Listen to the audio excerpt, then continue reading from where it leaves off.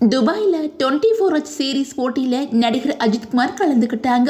ஜனவரி 10ஆம் தேதியிலிருந்து 12ஆம் தேதி வரை நடந்த இந்த போட்டியில் 25 மணி நேரத்துக்கு மேலே நடந்த பந்தயத்தில் அவங்களோட டீம் 992 பிரிவில் 3வது இடத்தை பிடிச்சு வெற்றி பெற்றிருக்குது.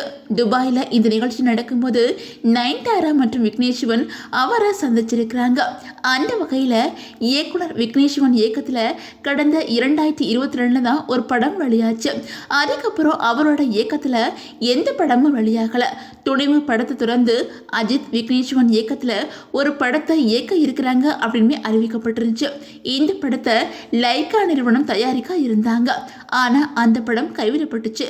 அதுக்கு காரணம் விக்னேஷ் சிவனோட கதை அஜித்துக்கு பிடிக்கல. இதனால அவர் அந்த படத்தை கைவிட்டாங்க அப்படின்னு சொல்லப்பட்டுச்சு. அதுக்கப்புறம் தான் அஜித் நடிப்பில் விடாமுயற்சி, குட் பை டக்லே படங்கள் வெளியாச்சு. தன்னோட கணவரோட படத்தில் அஜித் நடிக்காதனால நயன்தாரா அஜித் மேலே கடும் கோபத்தில் இருக்கிறாங்க அப்படின்னு சொல்லிட்டு செய்திகளுமே வெளியாச்சு. ஆனால் விக்னேஷ் சிவன் அஜித்குமார் படம் கை தழுவி போனதுக்கப்புறம் லவ் இன்சூரன்ஸ் கம்பெனி பட வேலையை ஆரம்பித்தாங்க. லவ் இன்சூரன்ஸ் கம்பெனி படத்தோட ஷூட்டிங் கடந்த வருஷம் ஏப்ரல் மாதமே முடிச்சிட்டாங்க. இதையடுத்து படத்தோட ரிலீஸ் தேதி தள்ளி வச்சுட்டாங்க.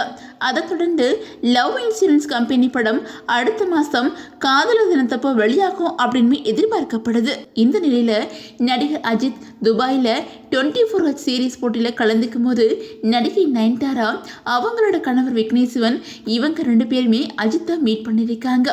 இந்த வீடியோ சோசியல் மீடியாவில் வைரலாகி வந்துகிட்டு இருக்குது. நயன்தாரா பார்த்த அஜித் 2 பேரையும் கட்டி அணைச்சிருக்காங்க. இப்போ இந்த வீடியோ ட்ரெண்ட் ஆகி வந்துகிட்டு இருக்குது.